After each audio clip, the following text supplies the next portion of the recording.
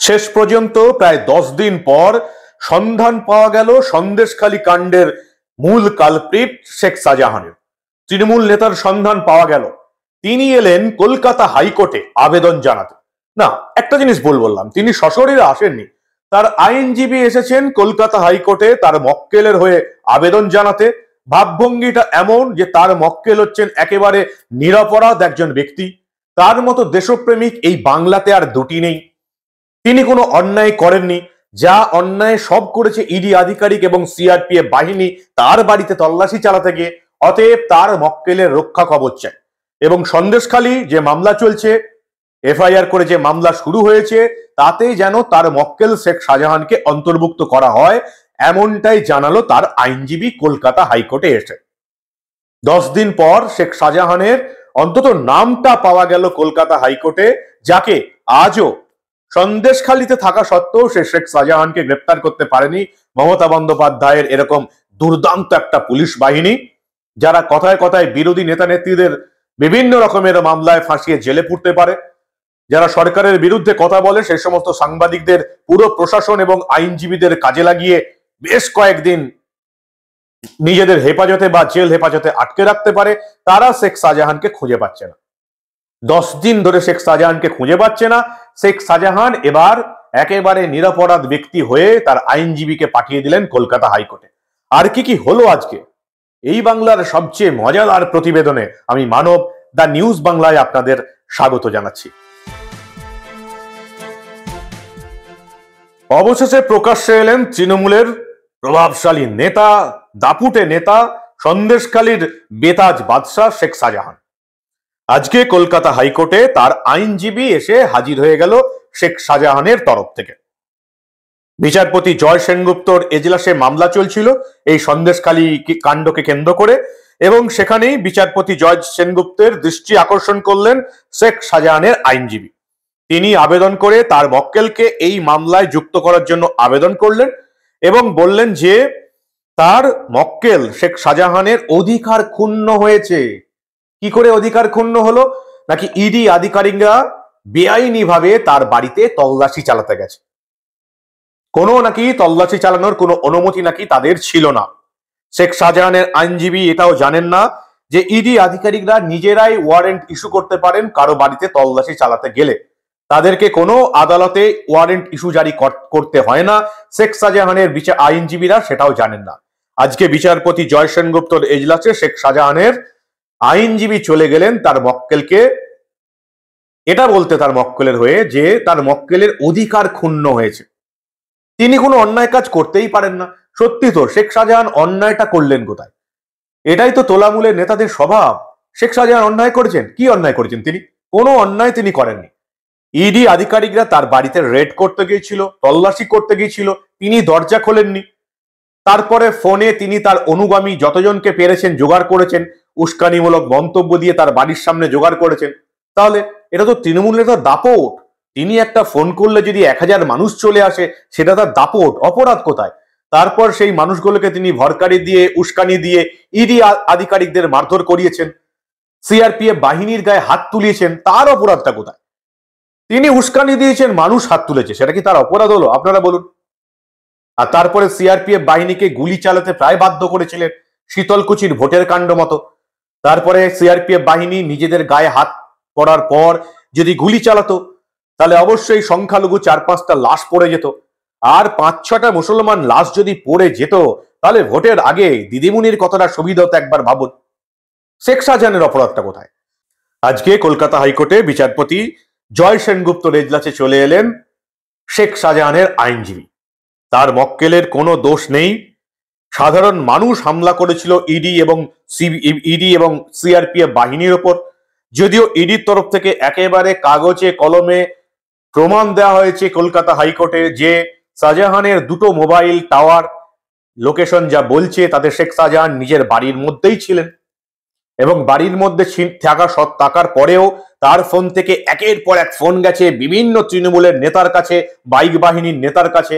সেই প্রমাণটা মোবাইলের টাওয়ার লোকেশন এবং মোবাইলের কল লিস্ট ইডি আধিকারিকরা প্রডিউস করে দিয়েছেন কলকাতা হাইকোর্টে, এবং সেখানে দেখা যাচ্ছে কিভাবে তিনি লোক জড়ো করেছিলেন নিজেদের বাড়ির সামনে। ইডি আধিকারিকদের মারধর করার জন্য উস্কানি দিয়ে, সিআরপিএফ বাহিনীর গায়ে হাত তোলার জন্য। মতলব আরো ছিল, মানুষকে উস্কানি দিয়ে যদি ইডি আধিকারিকদের গায়ে হাত তুলে দিলাম, সিআরপিএফ বাহিনীকে মেরে দিলাম, সিআরপিএফ বাহিনী যদি শীতলকুচির মতন একবার গুলি চালিয়ে 2-4টে লাশ ফেলে দেয়, লোকসভা ভোটের আগে আমার দিদি তো কেল্লা ফতে করে দেবে, সেটাও একটা উদ্দেশ্য ছিল। কিন্তু বিচারপতি জয় সেনগুপ্তের এজলাসে শেখ শাহজাহানের আইনজীবী দাবি করলেন যে ইডি আধিকারিকরা তার মক্কেলের অধিকার ক্ষুণ্ণ করেছেন, তাই তাকেও এই মামলায় যুক্ত করা হোক। বিচারপতি জয় সেনগুপ্ত অবশ্য বলেছেন যে তার মক্কেল কেন এখনো আত্মসমর্পণ করেননি। পাল্টা আইনজীবী দায়ী করেন যে শাহজাহানের অধিকার ক্ষুণ্ণ হয়েছে, কি করে তিনি আত্মসমর্পণ করবেন, কাদের কাছে আত্মসমর্পণ করবেন, ইডি আধিকারিকদের কাছে আত্মসমর্পণ করবেন? তারা তো নিজে শেখ শাহজাহানের অধিকার ক্ষুণ্ণ করেছে, তাদের কাছে কেন আত্মসমর্পণ করবেন? আসলে এই বাংলায় তৃণমূলের নেতাদের জন্য একটা আলাদা আইন, আর সাধারণ মানুষের জন্য একটা আলাদা আইন। এটা যদি কোনো সাধারণ মানুষ হতো, যদি তৃণমূলের নেতা না হতো, তাহলে তাহলে মমতা বন্দ্যোপাধ্যায়ের পুলিশ একেবারে নিজেদের কর্মক্ষমতা দেখিয়ে ঠিক সেই লোকটাকে যে গর্তেই লুকিয়ে থাকুক না কেন তাকে হিড় হিড় করে টেনে আনতো। কিন্তু শেখ শাহজাহান, তাকে গ্রেপ্তার করতে গেলে যতক্ষণ না নবান্নের 14 তলার অনুমতি আসবে ততক্ষণ তাকে গ্রেপ্তার করা যাবে না। যতক্ষণ না নবান্নের 14 তলার অনুমতি আসবে ততক্ষণ কালীঘাটের কাকুকে জেলে নিয়ে যাওয়া যাবে না, এসএসকেএম হাসপাতালেই থাকবে। শেখ শাহজাহানকে গ্রেপ্তার করা যাবে না। মমতা বন্দ্যোপাধ্যায় জানেন তার দলের নেতা বিধায়ক শওকত মোল্লা কি করেন। সবাইকার সামনে প্রশাসনিক বৈঠকে মমতা বন্দ্যোপাধ্যায় রাজ্যের মুখ্যমন্ত্রী শওকত মোল্লাকে বলেছিলেন, এই রাজ্যের মানুষকে বলেছিলেন, শওকত মোল্লাকে পরিষ্কার জানিয়েছিলেন, তুই কি করিস আমি জানি, তুই তো বোমা বাঁধিস সারাদিন। যে লোকটা সারাদিন বোমা বাঁধে সেই লোকটা আজকে হুমকি দিয়ে যাচ্ছে সবাইকার চোখের সামনে যে বিরোধীদের দেখে নেবো, মেরে দেবো, কেটে দেবো, হুমকি দিচ্ছে। এই শেখ শাহজাহান, শওকত মোল্লা, এরা সাধারণ মানুষকে উস্কানি দিয়ে, বিশেষ করে এই সংখ্যালঘু সম্প্রদায় মুসলিম ভাই বোনেদের উস্কানি দিয়ে কাজে লাগায়। নিজেরা কিন্তু কখনো ফ্রন্ট ফটে থাকে না। কখনো দেখবেন না শওকত মোল্লা, কাইজার আহমেদ, আরাবুল ইসলাম, শেখ শাহজাহান এদের লাশ পড়ে গেল, কখনো দেখেছেন? কোন কাণ্ডে দেখেছেন? দেখবেন না। বাংলার সংখ্যালঘুদের ব্রেন ওয়াশ করাটা খুব সোজা, খুব সোজা। তাদের লাশ পড়ুক, সেই লাশের উপর দাঁড়িয়ে আমি রাজনীতি করব। বিচারপতি জয় সেনগুপ্ত আজকে পরিষ্কার শেখ শাহজাহানের আইনজীবীকে বলেছেন যে আপনার মক্কেলকে বলুন আগে আত্মসমর্পণ করতে, তারপরে আপনাদের কথা শুনবো। ইডির উপর হামলার ঘটনার 10 দিন কেটে গেছে, এখনো শেখ শাহজাহানের টিকি ছুঁতে পারেনি। 10 দিনের মধ্যে শুধুমাত্র দেখানোর জন্য চাপে পড়ে মাত্র 4 জনকে গ্রেপ্তার করতে পেরেছে, তাও তারা একেবারে চুনোপুটি। আসল হামলা যারা করলো শেখ শাহজাহান, তার 2 ভাই, তৃণমূলের বাকি নেতারা, তাদের কারো টিকি এখনো ছুঁতে পারলো না পুলিশ। সব জানে, সন্দেশখালী নেজর থানার পুলিশ সব জানে কারা কি ঘটনা ঘটেছে, কিন্তু তাদের হাত পা বাঁধা, কিছু করার নেই। আপাতত নবান্নের নির্দেশ না আসা পর্যন্ত এভাবেই কাজ করতে হবে, দলদাস হিসাবে, চটি চাটা হিসাবে। মমতা বন্দ্যোপাধ্যায়ের প্রশাসন কি করে গ্রেপ্তার করবে তৃণমূলের এই দোর্দণ্ড প্রভাবশালী নেতাকে? ভোট আসছে, ভোটের বাজারে রিগিং কে করবে? মমতা বন্দ্যোপাধ্যায়ের প্রশাসন বিরোধী দলের নেতাদের গ্রেপ্তার করতে পারে লাফিয়ে ঝাঁপিয়ে, জামিন অযোগ্য কেস দিতে পারে, কাশ্মীরে লড়ে আসা বিরোধী দল করা মেজরকে কেস দিতে পারে, তাকে জামিন অযোগ্য ধারায় কেস দিয়ে তাকে জেল হেফাজত করাতে পারে। মমতা বন্দ্যোপাধ্যায়ের সরকার একজন সাংবাদিককে আটকানোর জন্য পুরো প্রশাসনটাকে কাজে লাগিয়ে দিতে পারে, পুরো প্রশাসন, পুরো উকিল আইনজীবীদের কাজে লাগিয়ে দিতে পারে একজন সাংবাদিককে জেলে পাঠাতে, তাকে আটকে রাখতে। কিন্তু শেখ শাহজাহানের মতন একজন নেতাকে ধরে রাখতে পারে না, ধরতে পারে না, কিছুতেই ধরতে পারছে না। কত রকম ভাবে আইনের সুবিধা নেওয়া যায়, প্রশাসনের সুবিধা নেওয়া যায়। 10 দিন পর আজকে শেখ শাহজাহানের আইনজীবী পৌঁছে গেলেন কলকাতা হাইকোর্টে তার মক্কেলের হয়ে কথা বলতে। তার মক্কেলের নাকি অধিকার ক্ষুণ্ণ হয়েছে। এত বড় একজন নিরাপরাধ মানুষকে পুলিশ নাকি খুঁজে বেড়াচ্ছে, ইডি আধিকারিকরা খুঁজে বেড়াচ্ছে।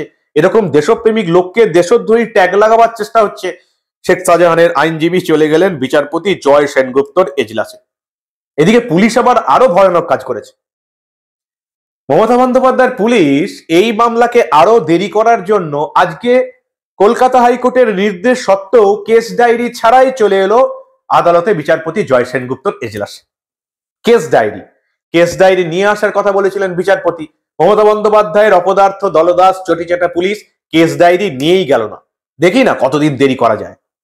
যে বাংলার মেয়ে সরকারটাকে আপনারা তিনবার ভোট দিয়ে নবান্নের সিংহাসনে বসিয়ে রেখেছেন, তারা এখন শুধুমাত্র তৃণমূলের হয়ে কাজ করছে, তৃণমূলের দলদাস হয়ে কাজ করছে। দুটো কাজ, এক, তৃণমূল নেতাদের চামচাবাজি করা, আর দুই, যেসব থানার পাশ দিয়ে দেখবেন জাতীয় সড়ক গেছে, আপনি বিকালের পর চলে আসবেন, দুপুরের পর চলে আসবেন, দেখবেন অধিকাংশ পুলিশ অফিসার এবং সিভিক পুলিশকে দেখবেন গাড়ি ম্যানেজ করতে, বড় গাড়িগুলোকে সাইড করতে, গাড়ি ম্যানেজ করছে হাই রোডে এসে, জাতীয় সড়কে এসে। কেন?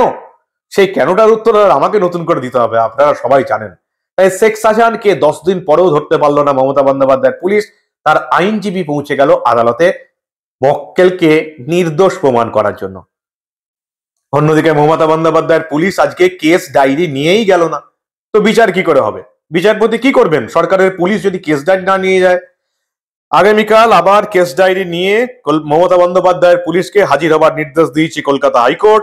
অন্যদিকে ইডির আইনজীবী এস.বি. রাজু জানিয়েছেন যে জ্যোতিপ্রিয় মল্লিকের সূত্রে এই রেশন দুর্নীতিকাণ্ডে শেখ শাহজাহান এবং শঙ্কর আড্ডর নাম পাওয়া গেছে। এই রেশন দুর্নীতির আর্থিক নয় ছয়ে তদন্ত করতে গিয়ে এই দুজনের নাম উঠে এসেছে। শঙ্কর আড্ড, যাকে ইতিমধ্যে গ্রেপ্তার করা হয়েছে, আর শেখ শাহজাহান, যিনি গ্রেপ্তারি এড়াতে ইডি আধিকারিকদের মারধর করলেন। তাই তিনি মমতা বন্দ্যোপাধ্যায়ের পুলিশের উপর ভরসা না রেখে তিনি সিবিআই তদন্তের নির্দেশ জানিয়েছেন আদালতের কাছে। সিবিআই তদন্তের নির্দেশ দেওয়া হোক। ইডি সিবিআই আর কত তদন্ত করবে? একের পর এক দুর্নীতি, শিক্ষামন্ত্রী, খাদ্যমন্ত্রী, কত দুর্নীতি তদন্ত করবে ইডি সিবিআই?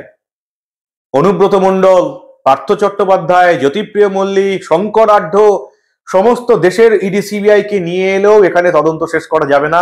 কারণ আপনারা জানেন যে তৃণমূল নেতা, মন্ত্রী, বিধায়ক যে যেমন পেরেছে সে তেমন চুরি করেছে, যার যেমন লেভেল সে সেই লেভেলে চুরি করেছে। আর এই দলদাস পুলিশ এখন শেখ শাহজাহানকে খুঁজে পাচ্ছে না, কি করে গার্ড করে রাখা যায়। আর শেখ শাহজাহানকে বাঁচাতে মমতা বন্দ্যোপাধ্যায়ের পুলিশ আদালতে চলে এলো কেস ডায়েরি না নিয়ে, আর আইনজীবী চাইলেন তার রক্ষা কবচ। ইডি আধিকারিকরা নাকি তার মক্কেলের অধিকার ক্ষুণ্ণ করেছেন। একজন নিরপরাধ ব্যক্তি, দেশপ্রেমিক ব্যক্তির অধিকার ক্ষুণ্ণ করেছে ইডি আধিকারিকরা, সিআরপিএফ বাহিনীরা শেখ শাহজাহানের বাড়িতে গিয়ে তল্লাশি চালাতে গিয়ে। কি বলবেন আপনারা? এই হচ্ছে আমাদের রাজ্যের পরিস্থিতি, এবং যে পরিস্থিতিটা আপনারা আর কত জেগে ঘুমোবেন আমি জানি না। সেই পরিস্থিতিটা আপনারা বুঝতেই পারছেন না যে আমাদের রাজ্যের পরিস্থিতিটা এই মুহূর্তে ঠিক কোন জায়গায় যাচ্ছে। শুধু চুরি দুর্নীতিই নয়, মমতা বন্দ্যোপাধ্যায়ের এই মন্ত্রীরা, শান্ত্রীরা, বিধায়করা, এই নেতারা রোহিঙ্গা জঙ্গিদের মতন আশ্রয় দেওয়ার অভিযোগ উঠছে তাদের বিরুদ্ধে। বাংলাদেশি অনুপ্রবেশকারীদের আশ্রয় দিয়ে তাদের রেশন কার্ড, ভোটার কার্ড, আধার কার্ড বানিয়ে দিচ্ছে। যতদিন আপনারা ঘুম ভেঙে জেগে উঠবেন দেখবেন এই রাজ্যটা আপনাদের থাকার মতো আর নিরাপদে নেই। কি বুঝছেন আপনারা? দেখতে থাকুন দা নিউজ বাংলা। আমরা কোনো ঘটনায় চেপে রাখতে দেব না।